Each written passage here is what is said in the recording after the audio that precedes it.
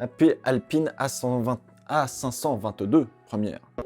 Alpine est donc la dernière voiture que l'on va voir ensemble, et oui, puisqu'on a quand même parlé un petit peu de l'Alfa Romeo qui sera officiellement présentée après Barcelone, mais bon, on l'a déjà un petit peu décortiqué. Alors j'ai eu la chance d'avoir été sur place hier pour la présentation, pour voir non pas une, mais deux chocars de la FOM, puisqu'à l'heure où je vous parle, en fait, Esteban Ocon et Fernando Alonso sont déjà à Barcelone pour un filming day qui est juste avant le début des essais hivernaux, qui sera donc demain. On a quand même eu droit à des rendus 3D de la voiture qui donnent un premier aperçu de l'Alpine, bien que sur ces rendus, on nous cache encore une fois quelques petites choses évidemment, donc il faudra attendre un petit peu de voir les voitures en piste pour se faire une véritable idée.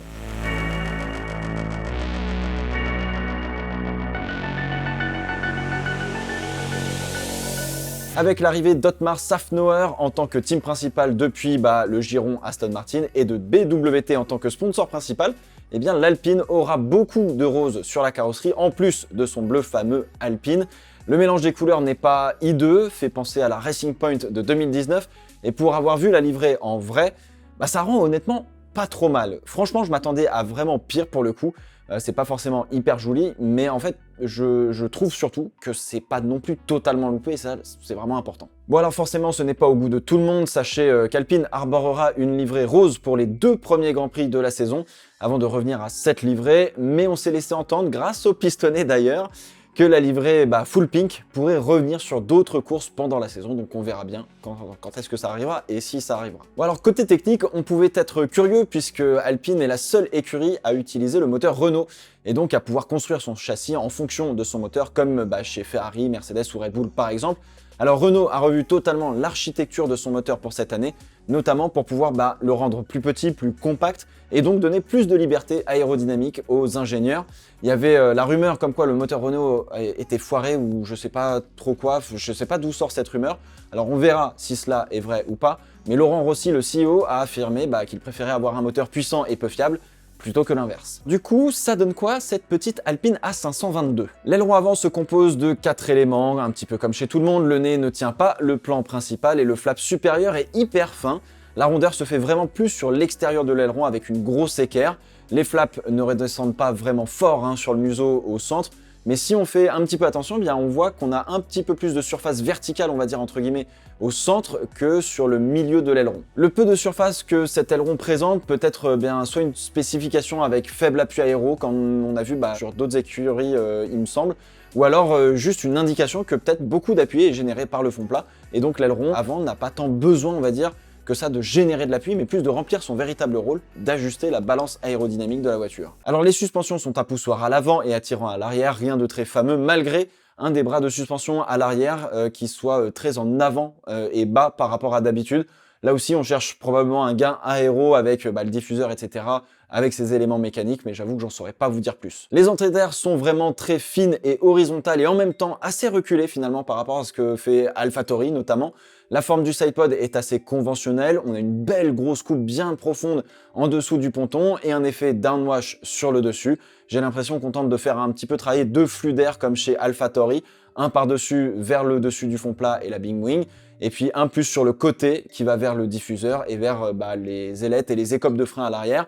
En revanche, contrairement à Mercedes ou Williams, le ponton lui-même est bien plus proéminent et moins abrupt. L'entrée du fond plat, à qui il faudrait trouver d'ailleurs un nouveau nom, puisque c'est plus vraiment très plat, est plutôt à l'horizontale, pas de décrochage à la Mercedes ou Ferrari, donc je me suis dit que c'était probablement pas le vrai qu'ils nous ont montré, mais qu'ils avaient d'autres choses en stock, du moins j'espère, sur cette partie assez critique de la voiture, donc encore une fois, il va falloir attendre les photos et la piste qui va nous dire tout ça. On a en revanche un bargeboard qui visuellement est très prononcé et incliné par rapport à tout ce que l'on a vu jusqu'à présent. Est-ce que cela pourrait permettre à l'air de s'enrouler sur lui-même vers la fin du bargeboard et commencer à créer une sorte de vortex qui se ferait reprendre par la petite équerre en bord de fond plat juste derrière pour sceller la majorité des flux qui passent sous la voiture? Voilà, c'est une petite suggestion que je vous fais. Sur les pontons, on a donc des ouïes de requin pour les radiateurs et sur le capot moteur aussi. Alors, je sais pas si on fait rentrer moins d'air qu'avant, mais exit l'énorme cheminée de 2021. On a une cheminée plus petite cette année avec des entrées d'air latérales peut-être plus petites aussi.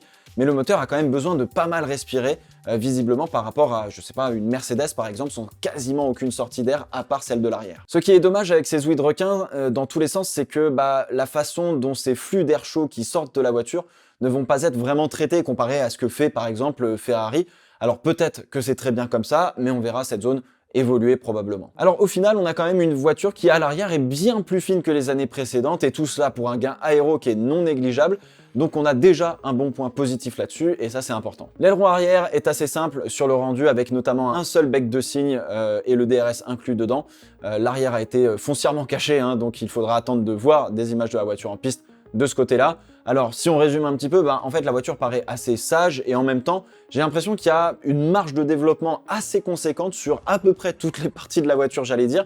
Mais si cette base est saine, bien comprise par les pilotes et les ingénieurs, il n'y a pas de raison de ne pas pouvoir faire un bon développement rapidement. Là où, par exemple, chez Ferrari, le risque de la complexité peut vite se faire égarer du chemin, on va dire. Mais bon, allez, on va croiser les doigts pour que ça se passe bien pour tout le monde et qu'on ait un super championnat. Je pense qu'en cours de saison, on se refera un petit point technique et comparatif surtout des voitures, là où on a eu beaucoup d'infos jusqu'à présent à prendre en compte, parfois sur des rendus et des photos, et où on nous cachait évidemment pas mal d'éléments. Du coup, on a un point de vue, on va dire, global, mais forcément un peu erroné de ce que vont être véritablement les voitures une fois en piste. Alors ça, c'est sans compter que jusqu'à présent, on ne sait pas encore quelle philosophie ou quels éléments marchent mieux que d'autres. Donc je pense qu'un petit point à mi-étape dans la saison, ce serait pas mal.